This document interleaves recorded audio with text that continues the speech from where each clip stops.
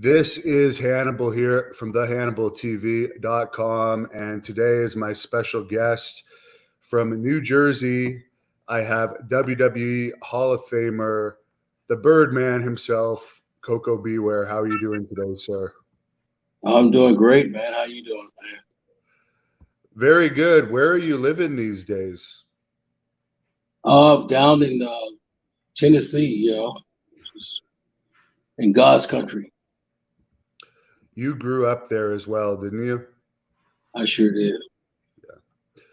What age did you start getting into professional wrestling as far as watching it as a fan? Well, it's just like all the other wrestlers, man. We started when we was a kid. It's kind of was in our blood, watching the wrestling and all that, and then it just one thing led to another, and man, here I am into a Hall of Fame and everything, and just went to the top. As far as your training, was it difficult to find someone to train you when you started, when it was a lot harder to get into the business? Well, it was back then. It was easy, a lot easier back in the day, because there was guys was training different guys. Just was training inside of a barn, and they had a lot of little wrestling camps going on, and different guys was promoting their little towns and stuff like that. So that's how actually we started training, was off inside of a barn. Is it true that you trained at the same time as the Honky Tonk Man? Yes, Wang and I, we trained together and stuff like that. He's a great friend of mine and all that. We knew him as Wang Ferris at the time. Now he's big Honky Tonk Man. Who. But yes, we worked out. We trained together. Did they stretch you at all or make you do lots of cardio or anything like that during your training? Well, I don't know if you're talking about stretching for just he taking me in the ring and taking me down and all that stuff like that. No, I didn't have to do all of that. I just I did a lot of stuff on my own. I was in a real top shape at the time, and so they didn't have to take me through the. I know what you're talking about. They just didn't have to take me through all of that. Now, your first wrestling name, I think, was Sweet Brown Sugar. Did you come up with that gimmick? And could you tell us a little bit about that gimmick? Well, it came up in Memphis, Tennessee. I think it was created by either Jimmy Hart or either Jerry Lawler, I believe. I had a loser leave town match, and then I came back as Sweet Brown Sugar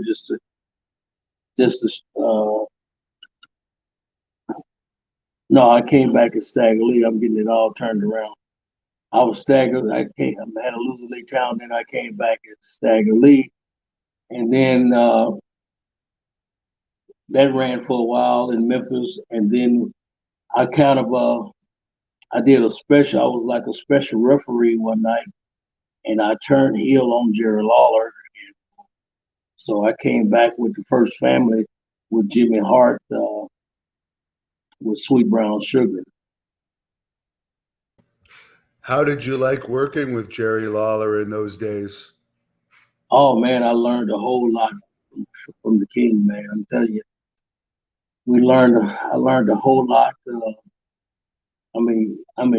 That's where your money was at, was working with Lawler, and plus I stayed in Memphis for 5 years before I even went anywhere, and any territory at all. And when after I left Memphis, I was good to go. I could go work with anybody.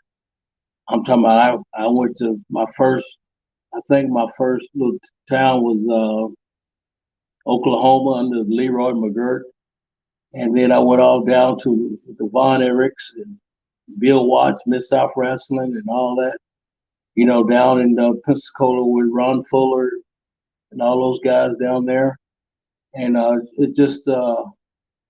was just amazing how I was more experienced, but just working on the Jerry Lawler, and he really, really polished me up real nice and great for being as small as I was, but I was pretty good in shape and stuff like that. But working with the bigger guys, he gave me a whole lot better understanding. Working with being a little small guy, working with the big guys and stuff, and that means a whole lot because now you don't see that, and it's a they made this statement. He made this statement. Jerry Lawler made this statement one time. He said, it's always like this. It's going to be this way.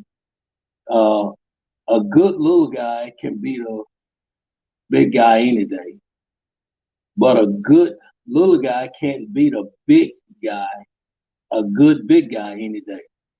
So and that's just stuck with me. And I learned my role about going in the ring with the bigger guys and stuff like that. I want to put them over.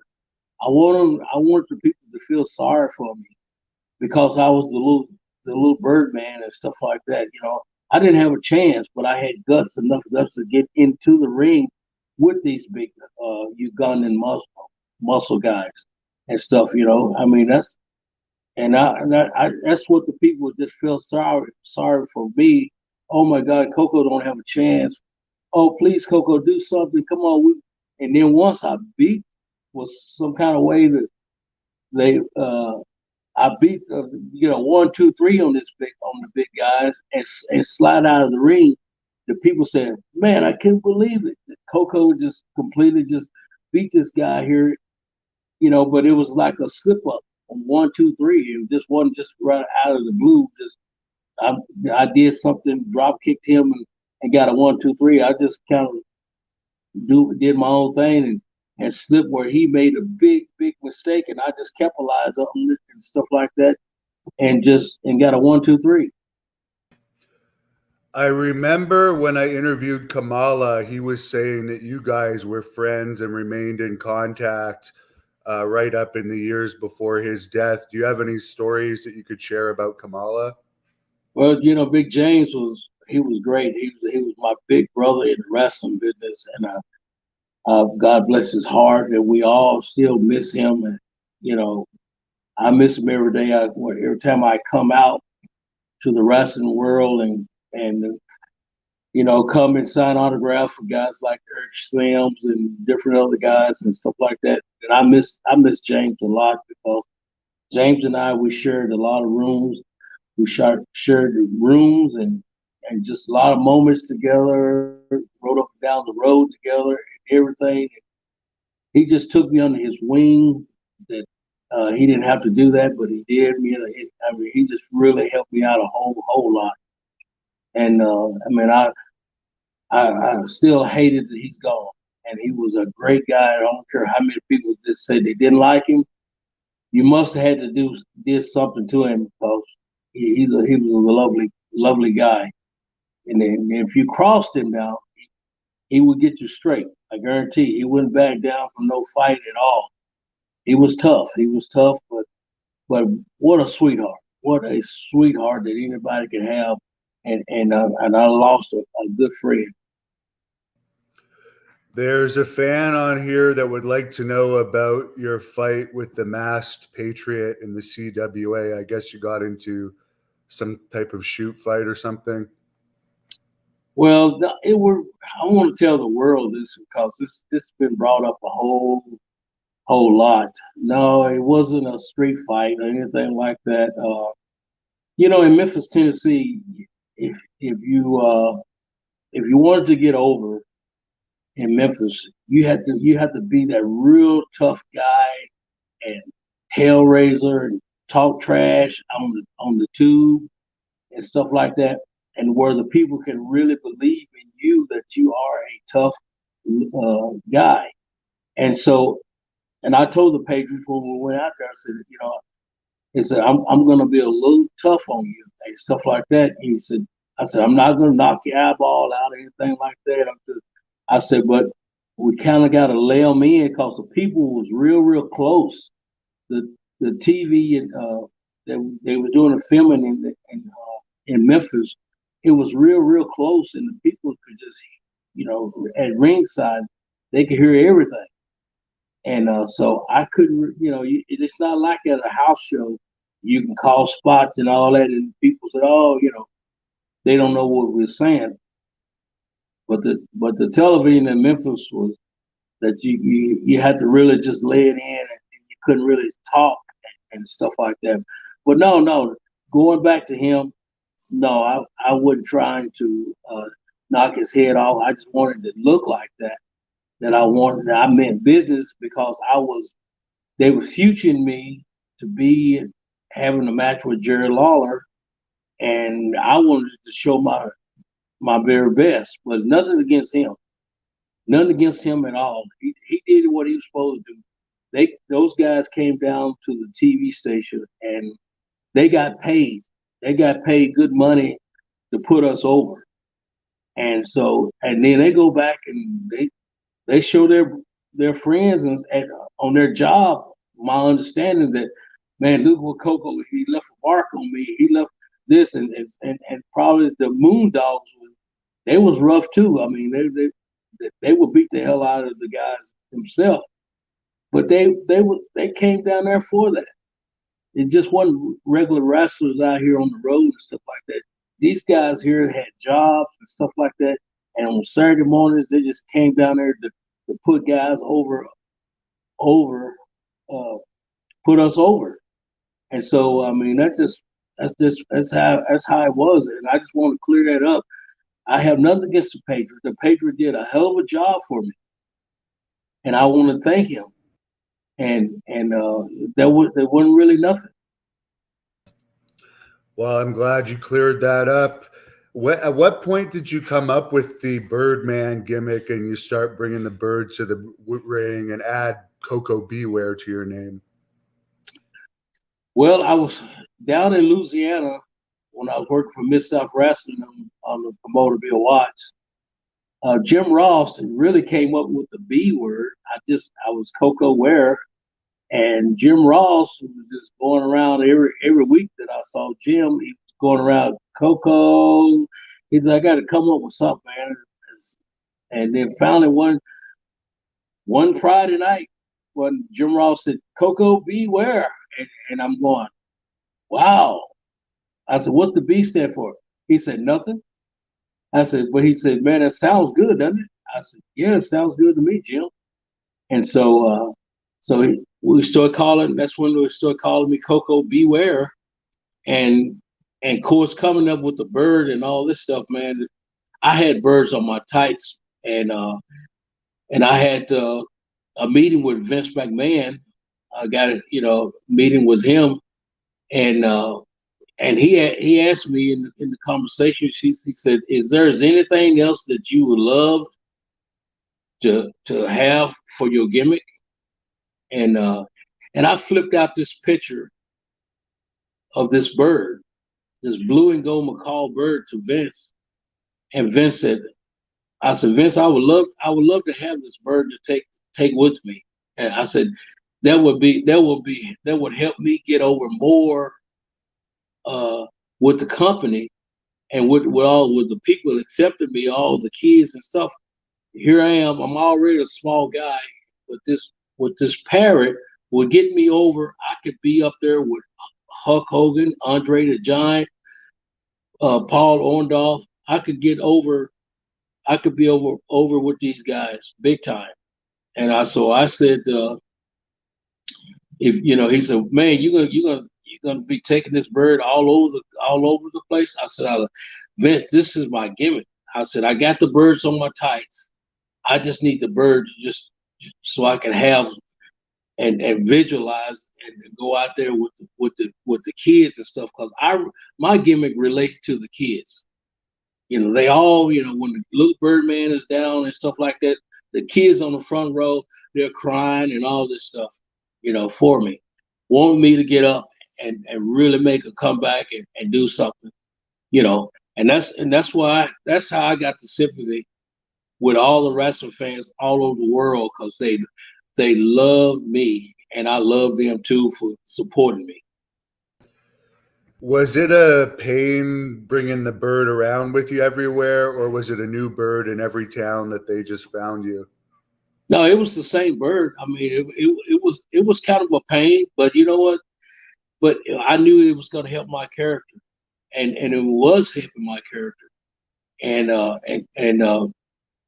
well, it took me all the way up to the WWE Hall of Fame. So I mean, what I'm saying, I think if I didn't have the bird, it was something different. I may not even made it to the Hall of Fame. I don't know. There's been some fans asking on here if you could explain what happened with you and Steve Kern in Memphis. I guess there was some type of thing where you beat him up for something, apparently. Well, you know, I'm gonna say this, and I don't mean no harm about what I'm gonna say. I really don't want to bring that up because you know, Steve and I we're the best friends, and I want to leave bygones, leave it alone.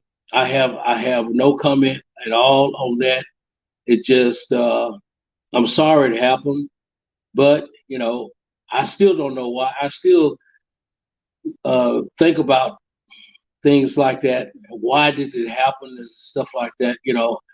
But we must move on. I think he's been a reborn Christian again, and I'm reborn. I mean, I'm Christian and all that stuff. So I'm just gonna leave that alone. I mean, I want to stay on the good side with Steve and his family. What great, you know, great opportunity, you know, that God, this is what God wants me to do.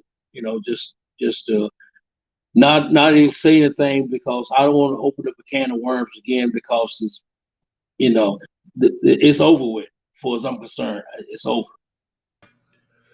How was life on the road back then in the WWF when you guys were traveling for weeks at a time, doing all these towns? I think there was 3 shows a night.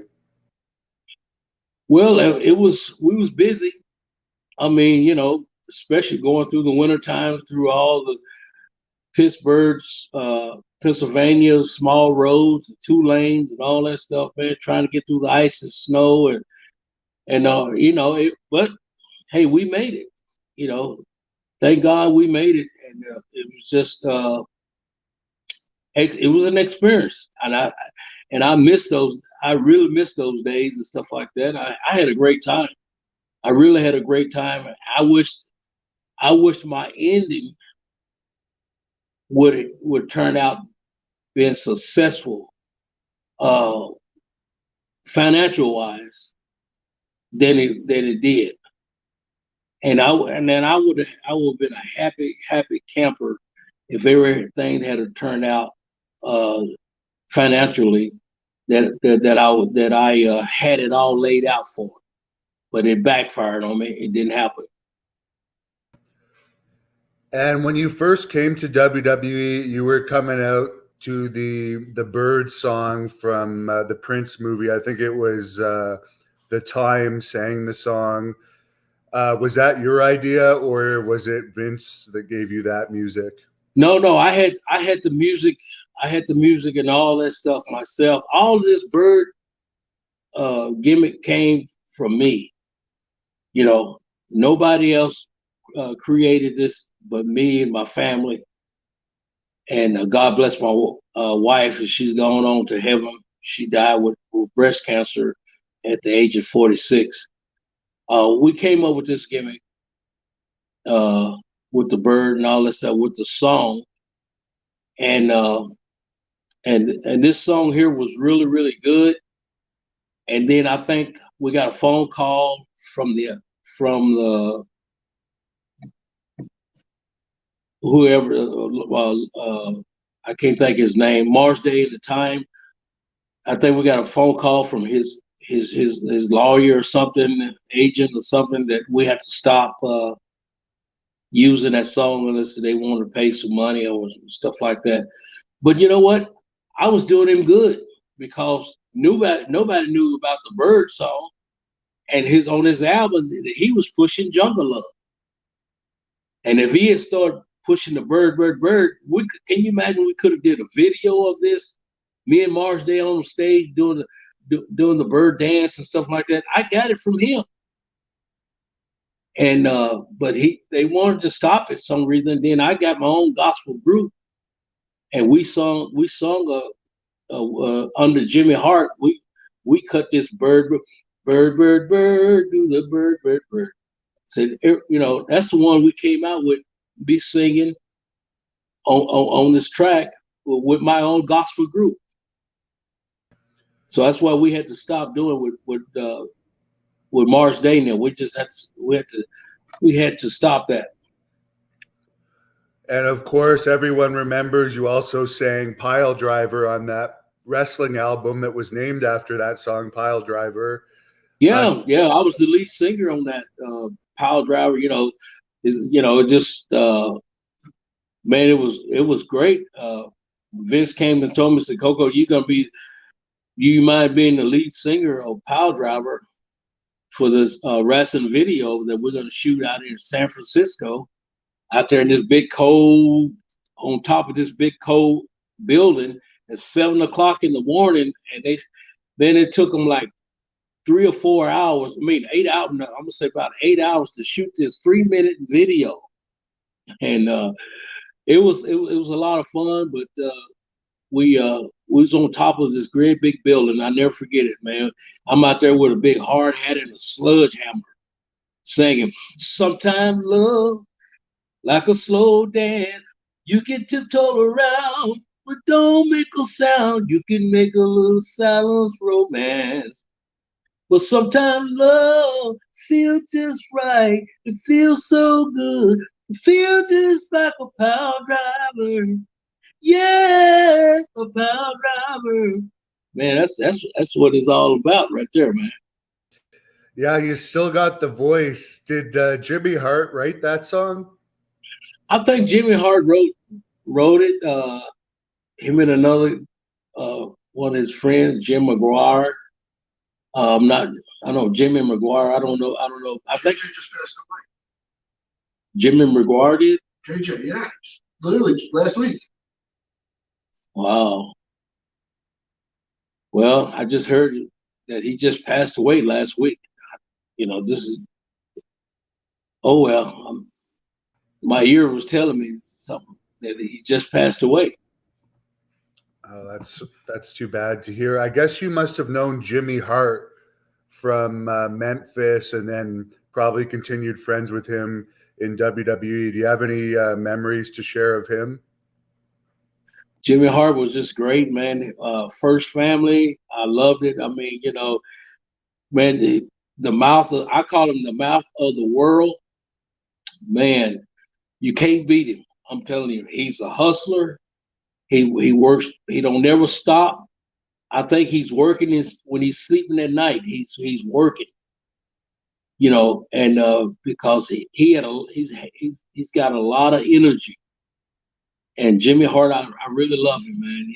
Me and him used to run up and down Memphis to Louisville, Kentucky, to Nashville, to Jonesboro, Arkansas, man, Tupelo, Mississippi. We did it all, man. We did it all.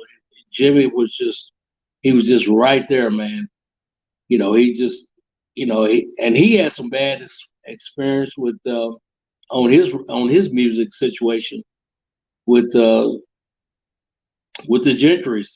They was the Gentrys and stuff like that. That somebody, I don't know, took the money and ran. I don't know, but I don't know what happened. But anyway, and Jimmy's been running ever since. I'm talking about ever since. I love him, man. I love him like he's my brother. You had some famous matches with Macho Man Randy Savage. How did you like working with him, and what did you think of him outside of the ring? I had some good matches with Randy. Back when they came into Memphis, and Angelo Poffo, his father, and Leaping Lanny, they came in, and I worked with Randy. I got along with Randy great. Randy was super with me. I mean, because I really wasn't trying. I really wasn't just someone to carry on a whole bunch of mess and try to stir up a whole lot of mess and try to create a problem and all this stuff. I mean, it just wasn't me. I was just, hey man, I got along with you guys. I mean, I didn't have to. I didn't. Sometimes I went out to the bars and stuff. We had a beer or something like that. Then sometimes, hey, I stayed in my room and stuff like that, And so I really didn't really really know Randy personal like some people because I wasn't around him like that. I was only around him in the wrestling business. I knew when they used to come to Memphis, man, him and Randy, what's his brother name? Lanny. Uh, Lanny Poffo. Lanny, yeah, I'm sorry.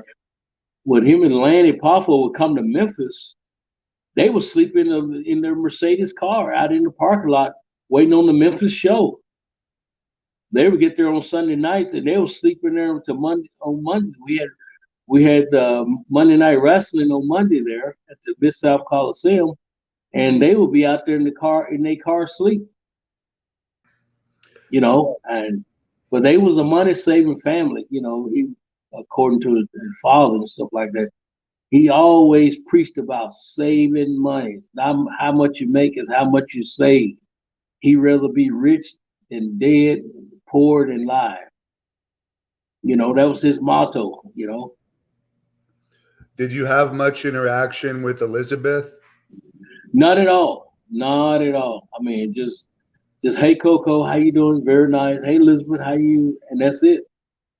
I mean, other than that, Randy kept the doors locked.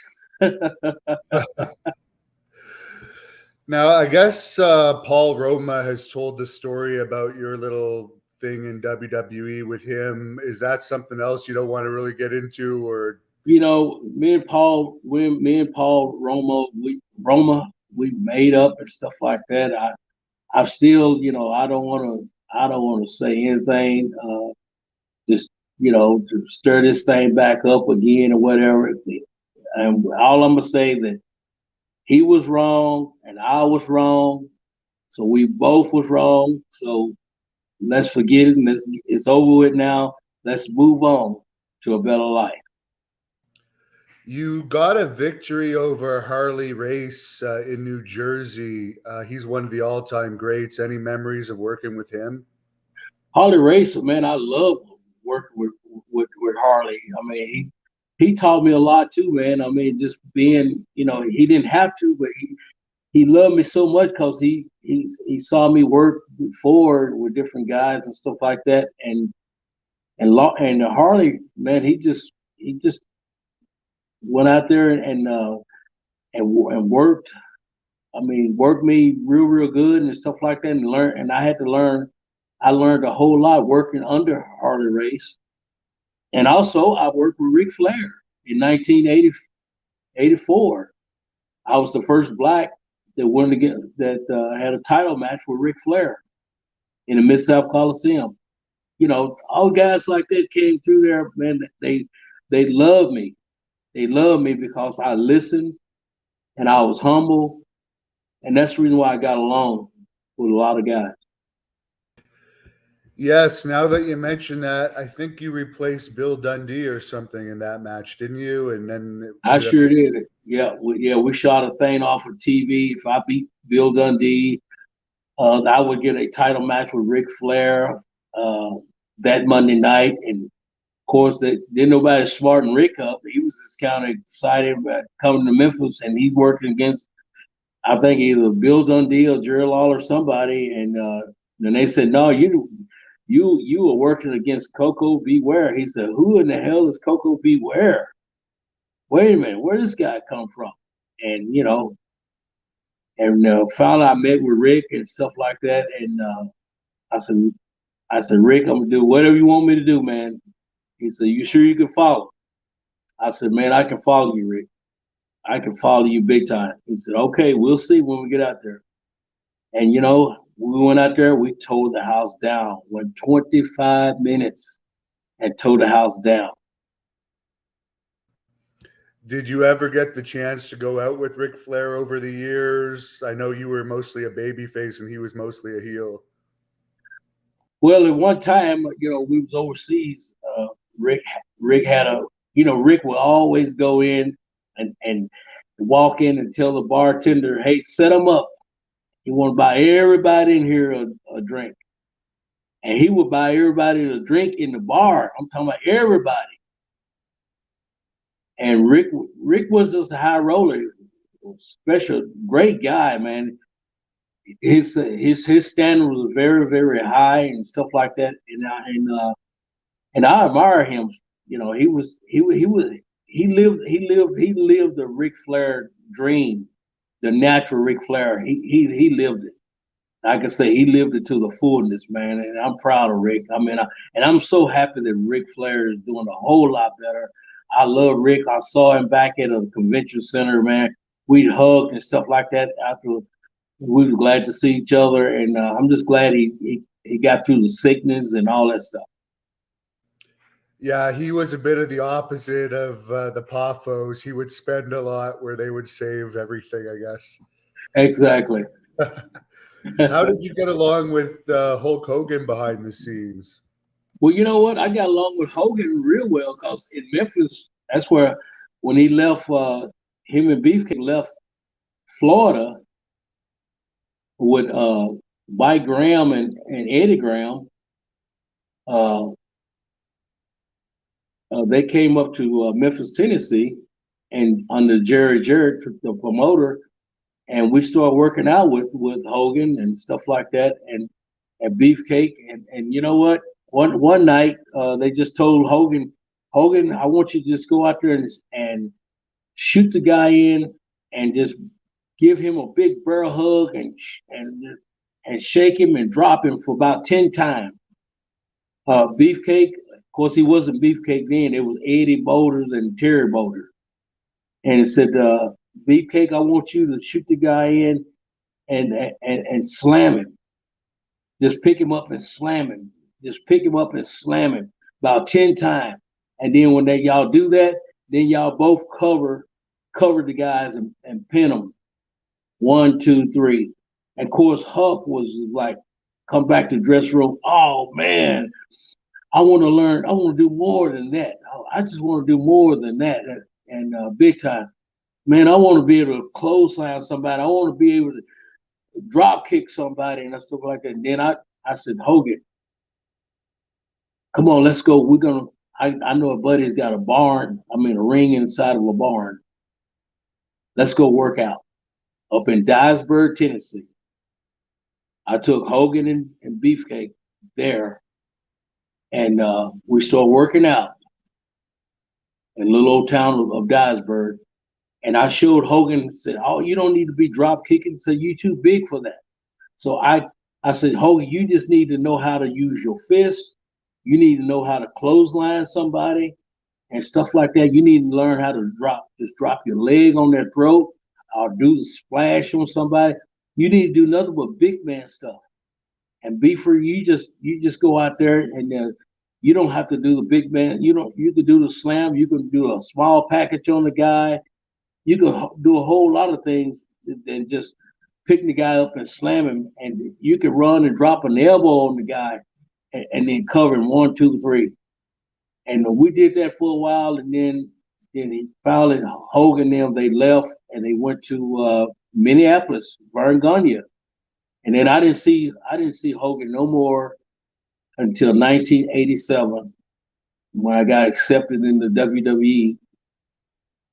And I was already in the dressing room, and Hogan walked in the dressing room, and he looked over in the corner. And he said, "Man, I just be dang." He said, "Holy." There was Paul Orndorff. I don't know who else was there. I know it was Paul Orndorff was in the room. There was maybe Andre the Giant and all that stuff. Hogan came over and picked me up and just shook me like a sack of potatoes or something, just shook me. He said, y'all just don't know.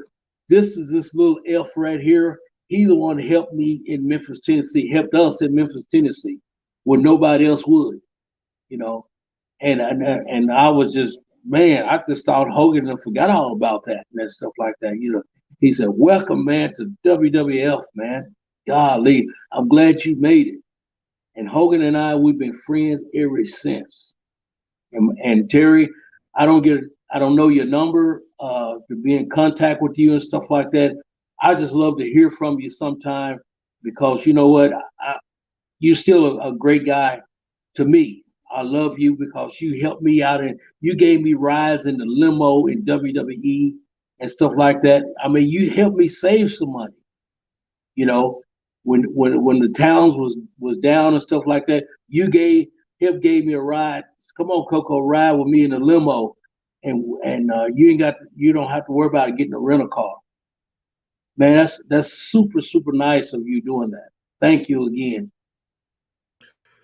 Did you ever talk to him about coming to WCW in the mid 90s there when he was bringing a lot of his buddies into WCW? No, I never did talk to him about that. That's the thing. I never did even try to get to WCW or anything like that myself. Even when in the '90s when I left Vince in '94, well, I didn't leave Vince. They just gave him my notice. I mean, they didn't give me a 2 weeks notice. But God bless their heart. I'm not mad at them. I still, if it weren't for WWE, I wouldn't be Koko B. Ware right now, and along with Memphis and everybody else that supported me. You mentioned Andre the Giant earlier. How did you get along with him?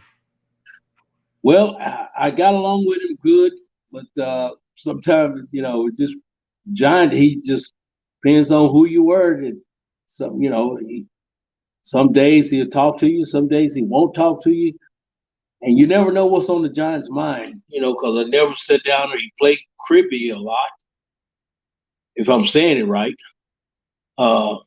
This little thing that he was playing like a little kid, man. He loved playing that. And so I never did really, I never did really get around to just to know him. But in the ring, I think we did a battle royal one time.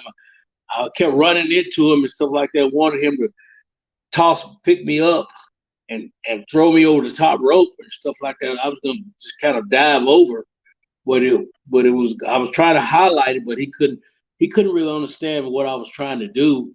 But he just said, "Get out of here!"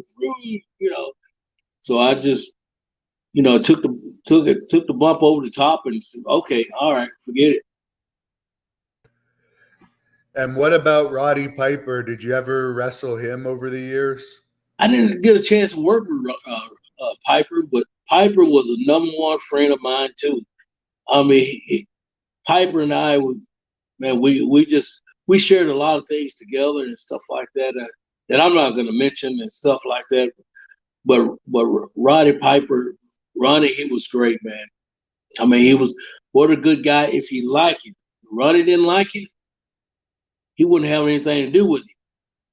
But I'm just saying, but man, I'm telling you, and that's just the way a lot of the wrestlers was brought up. If they like you, they'll take the shirt off their back for you.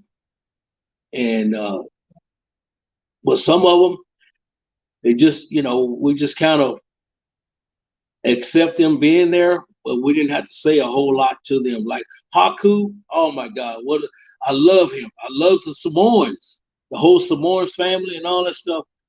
Sika and Alpha and all those. Oh my God, it wasn't nothing but great people.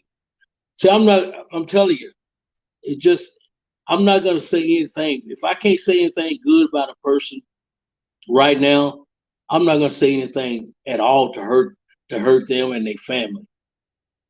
I just want, bygones to be bygones or whatever in the wrestling business. I just want to, hey, I'm a forgiving. God is a forgiving God, and I want whatever anybody that I have done anything to, I want to say that I'm sorry. Forgive me. I was probably in my wild days or whatever days it was. Forgive me. Let's move on. Okay, let's move on to a better life. Yeah, so I'll just this probably falls under the same category, but I guess you had something happen where a WWE official got fired for being racist to you, and you ended up teaching him a bit of a lesson. And do you put that under the same category? I think his name Yeah, was under the same, it was Jim Troy. It was Vince's executive, and he was totally wrong. I mean, now he was totally wrong, but I can't. I don't want to discuss it because you know what, Jim, I still love you, and hope you're doing great. And man, God bless you and your family, and I just hope you're doing great. I'm doing okay. God's still blessing me, and man, I can't say nothing. When we were wrong, you know that you were wrong, and when you're right, you know that you was right. And then the bottom line, God is the judge. He gonna know that you who was right and who was wrong. So he's gonna pick us up both. Both of y'all was wrong. He gonna slap us together. One of y'all was right. Then he gonna say, stand up. And one of you wrong. He gonna take his fist and hit you over the head. Bang. Case is closed. Now, WrestleMania 3, you were wrestling against Butch Reed. That was a massive event. Any memories of that show? Yeah, Butch and I, we went out there and tore the house down.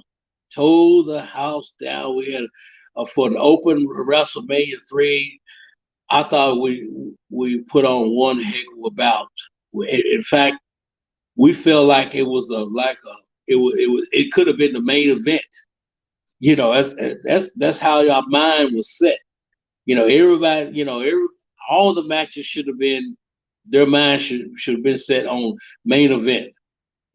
But we WrestleMania 3. I still go back and look at pictures and stuff like that, and just thank God, man, all the folks that came out to see this little black boy from Union City, Tennessee, man, have made it all the way up to the top, and 93,000 people out here is came out to see him shine, and that's what made me feel good. When I look back and sleeping in that bed as a little kid, man, and just dreaming about this professional wrestling and being up on that stage and on that granddaddy of all, man, being on that stage and stuff like that, man.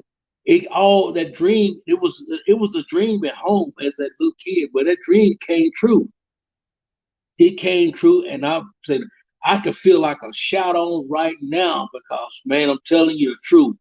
I dreamed about this, that I would be on stage with the best of them coming out of Union City, Tennessee. And I'm so proud of my hometown. I love my hometown. I was the first black football player on the team of Union City Golden Tornadoes. Man, everybody thought it was Union City, New Jersey, where I was from, but no, I'm not from Union City, New Jersey. There's nothing wrong with Union City, New Jersey. Whoop whoop. But you know what? I'm from Union City, Tennessee. Another first that you had is you're the first wrestler to ever take the Undertaker's Tombstone pile driver in his debut match at Survivor Series 1990. Any memories of that? And are you surprised at the legacy he's had over the years? No, I'm not surprised because I knew he was, I love the gimmick myself. In fact, I love Mark. Mark was another good friend of mine. When he started, was coming up through the ranks, and I love Mark. Mark is just they just found a gimmick to fit him perfectly, and he taken it and have made tremendous kind of all type of money, you know, And so I mean, it's been really good for him. That gimmick has been really good, and I am happy that that I was the first. I was the first. I'm gonna say the first little guinea pig that took the Tombstone, because that was his first time ever doing the Tombstone on someone, and Mark didn't have it down completely, and my neck kind of slipped, and my whole head hit the canvas, and it kind of I just heard something popping in around my neck and stuff like that, and I just kind of, oh my God, I thought it kind of it didn't kind of break my neck because I could still move it. I just heard little things popping that I just had to sit there on the mat and just really sell it for real. And when I got back to the dressing room, I said, "Oh, my neck, man, God!" And then Mark said, "Koko, I'm sorry, man. You know, this is my first time doing that, and man, I'm sorry if I hurt you." He was very humble guy. Very. So I'm sorry. He said, "I wasn't trying to." He said, "I know you wasn't, Mark. I know you wasn't, brother." I said, "Hey, it'll get better. It'll get better. The more you keep doing it, it's gonna get even better." And that's why I thank Mark now uh, for his successful. I'm proud of him.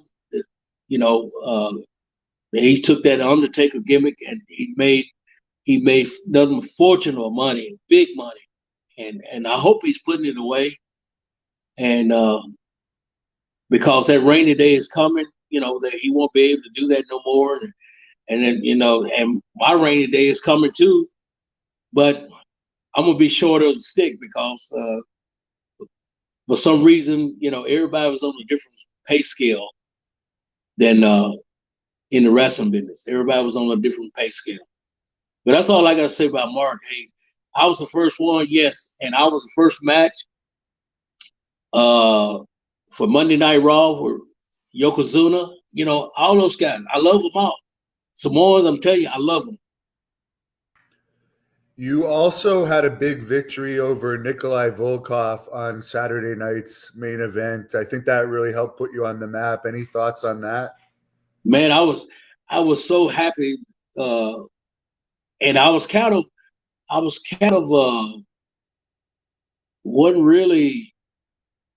Well, I was kind of a little nervous about for them putting me over on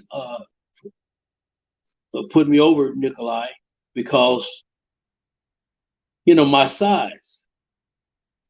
And I'm going. I said I don't have a 204 to knock him out with. I don't have a chair to blast his head with. I said, man, what can we do? Because I wanted to do something that is going to make sense. And I think Pat Patterson said, Koko, man, all we want you to do is go out there and let Nikolai go out there and beat the hell out of you. And then somewhere he missed something. And then you just come behind him, a schoolboy, and just roll him up, one fast count, 1, 2, 3, and slide out of the ring. Boom, bingo. And man, I was, that made sense, and I was happy. Nikolai was happy. Didn't really hurt him because he was back on his feet in less than some seconds. What did you think about the Iron Sheik, and do you have any stories about him from behind the scenes? Well, the Iron Sheik was another good guy I loved and stuff like that. He was funny too. He's the only one that Vince McMahon fired 11 times. He fired him 11 times and brought him back 11 times. And nobody, once Vince gets finished with you, he's done. But he kept bringing Sheik back and all that. And one night we was having some kind of a drug test. I mean, and Vince done told all of us, "Hey, you guys better clean up. We're gonna have a drug test in 2 weeks. We want everybody to be clean." So Nikolai said, "You hear that, Sheik? He wants you to be clean." I got it, Nikolai. You don't tell me what to do. What's wrong with you, Nikolai? You get over and sit down. You know, they were arguing back and forth like two women, man, love each other. And so the night we had the urine test, when Vince came back, we don't have the urine test. Vince came back with the results, and of course, Iron Sheik was doing those club things in the dressing room, getting warmed up. So Vince comes over to Iron Sheik and said, "Vince," he said, "Sheik, yes, sir." He drops the clubs down. He stands into an Iranian, I guess, soldier stand, I guess. I don't know. When he started twirling on his little mustache, he said, "You tested positive in your pee-pee." And boy, Sheik said, "Really? Thank you. Thank you." So hitting his chest. "Thank you very much, Vince. Thank you." See there, Nikolai? He was marching around the room, said, "Thank you, Nikolai. Thank you, Nikolai. See there, Nikolai? I told you I would." And he said, boy, everybody was on the floor laughing. Vince said, "Don't worry about it. I'll be back in a minute. Sheik, I'll be back." "Okay, thank you, sir." And boy, see there, and Nikolai said, "Sheik, you don't understand." "What you mean I don't understand?" "I do understand. He said, I tested positive. What do you think?" He said, "I know what he said." He said, "Okay, Sheik." So Vince come back. Vince said, "Sheik, yes, sir." He said, "What I meant, your PP has something in it. And it wasn't good. It was some little stuff in there that we weren't supposed to take. I'm not gonna say it on the camera." And then Sheik said, "Oh, seriously?" Oh, he started twiddling on the mustache. "I'll be damned. You know, Vince, Don Morocco give me that shit."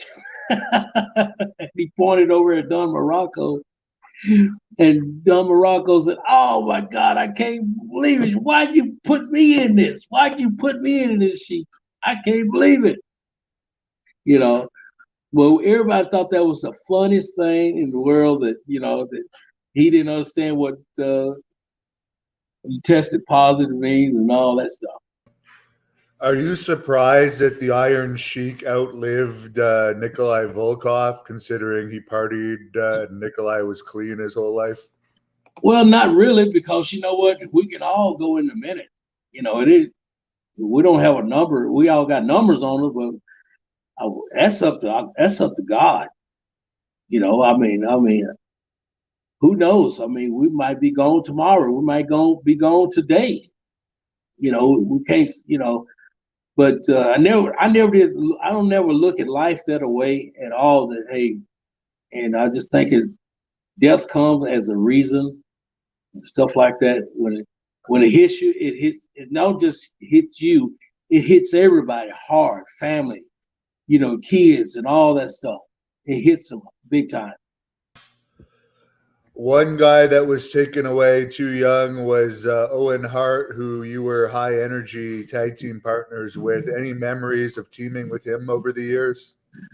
Yeah, Owen Hart, he was great. He was another tag team partner that I had and stuff like that. Besides Norvell Austin, Bobby Eaton, and man, in fact, you know what? Bobby Heenan, the one that put Owen Hart and myself together. Bobby came up and said, "Hey, Koko, we want to put you and Owen Hart up as high energy." And I said, "Great." I mean, and that was the first black and white team that the WWE ever had, and we was getting over big time. And I still don't know why they took that away from us, because the fans and everybody that supported us, they was wanting us to be champions, and we had the biggest crowd behind us too. And I still don't know why they just completely just stopped it. But Owen Hart was great, man. he was a great guy. I mean, what a great, he loved ribbing with the Nasty Boys and all that stuff. He didn't reel me too much because Owen Hart and I, we was just business and laughable type of tag team that we discuss about with things, how we're gonna do it and stuff like that. I mean, but we never did cut up with each other like that. We were still great friends. I've been to Bret Hart's home in Calgary, Stu Hart's Dunyon and stuff like that. I mean, what a great family. Jim Daniel, Neidhart, and all that stuff. I mean, what a great family that they was brought up on, and I got a chance to meet. What were your thoughts when he passed away? Do you remember hearing about it? Yes, I heard about it, and my heart just dropped. And I really, really felt sorry for him and his wife and kids. He had babies. He had some little babies there, man. And I just feel bad. And then I looked at that blue blazer suit. That's the only one fact that I wore. I wore his blue blazer suit. I was the only one that he let me wear. Is the one he got killed in, and that was heartbreaking, man. That was real, real heartbreaking, big time. And so I better stop talking about that because I still get emotion about it. It just. Did you have a favorite match as high energy, favorite tag team to wrestle? Actually, the Nasty Boys, believe it or not. I mean, we had some incredible matches with the Nasty Boys, and we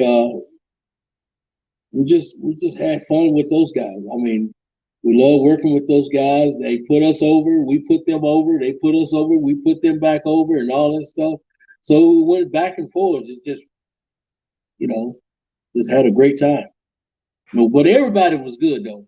Everybody, the tag team was good, but the Nasty Boys was a little more character, a little better than matches that we had. You were also in the Beyond the Mat movie. How did you like that experience? I know Jake Roberts said he never got paid anything for it. Were you paid anything? Well, I didn't either. I didn't get paid either. So, I mean, I only did this because it was helping Jake out and stuff like that. And then the guy came and shut all this video stuff with me and Frankie in the bed sleeping and all that stuff. We were sleeping and we just, having fun with the bird and all that stuff. And this guy talking about, I still don't know the guy's name and stuff like that, but there's nothing I can do about it now, but I understand that he did make some money off of it, over maybe $1 million or something. And he sold it to international, whatever. I just heard rumors. So, what rumors is all about. So, but for the guy, he never came and said about what we're gonna make it on this shoot. And so that's the reason why right now I'm a little skeptical about doing anything in movies or whatever it costs for that reason. And I don't even know. I'm sure Vince McMahon them. I'm sure they got paid. I'm sure they got paid real well. But I didn't get paid either, and I was a big part of that movie. And in fact, sometimes you remember Beyond the Mat or whatever. I said, no, I don't even want to talk about it. And final question for Frankie: is it true that he passed away in a house fire? A bunch of fans have been asking. Yeah, Frankie One passed away. I got to say that because it was in a house fire that we don't know what happened. In fact, my whole family just went to church. I'm really high in church, and I play lead guitar in the church, sing in a male chorus, and every Sunday, and we was we just left the house. In about 10 minutes, the deacon said, y'all need to go home. Your house is on fire and stuff like that. And I said, oh, and I thought about Frankie's there. I said, oh my God. And, so we rushed. We was only probably about 4 or 5 blocks away. And so when we got there, of course, the firemen was there, everybody was there. And the firemen, by the time I got there, they done kicked the back door in and all that. And he said, Koko, I'm sorry I couldn't save your kid. I said, what do you mean? He said, well, your kid was saying, let me out, let me out, let me out, let me out. Because Frank, when he wants to get out of the cage, that's what he'll say. Let me out, until you go over there and unlock the lock and let him out. Then he's okay.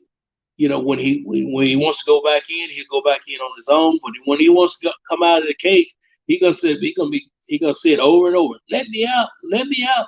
And that's what happened on that fireman. He heard that bird in there saying, let me out, let me out. He thought it was my kid. He said, man, it sounds just like a kid saying, let me out. And then I told him, I said, well, he was like a kid, but he wasn't my kid. And Frankie, he said that was my pet bird that I take on the road with me. All the wrestling fan loves this bird here and stuff like that. And the guy said, oh no. He said, man, I just knew that was one of your kids. And so the fireman brought me Frankie in a little brown bag. And don't you know, I never opened the brown bag. I just kind of took the brown bag, and of course the tears came down, from the Birdman and stuff, and my family. And we just had a funeralized Frankie right there in my backyard. And hopefully he's flying up there with God.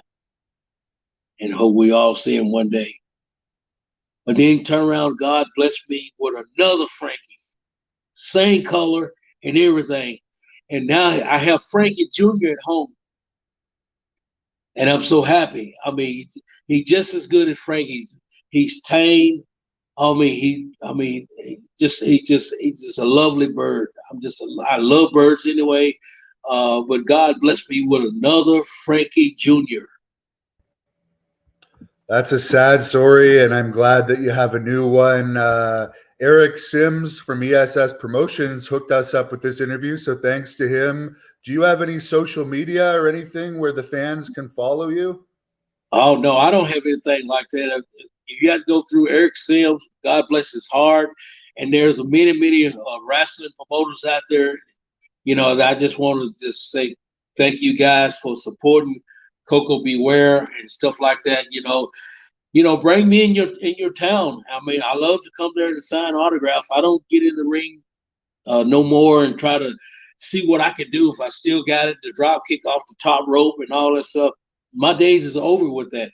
But I will sign my autographs. I will sign I can't sign no more. And you know what? I just want to thank all of you all. I want to thank all the wrestling business out there. I want to thank WWE, for giving me that opportunity. I'm not upset with you all. I still love the WWE. Vince McMahon, I have nothing against you at all. None of the guys. I just want to say, hey, I want to get along, because there's a better life waiting on us. It's a better life ahead. Thank you for watching the Hannibal TV. Please help me out and like this video, then click the subscribe and get notifications buttons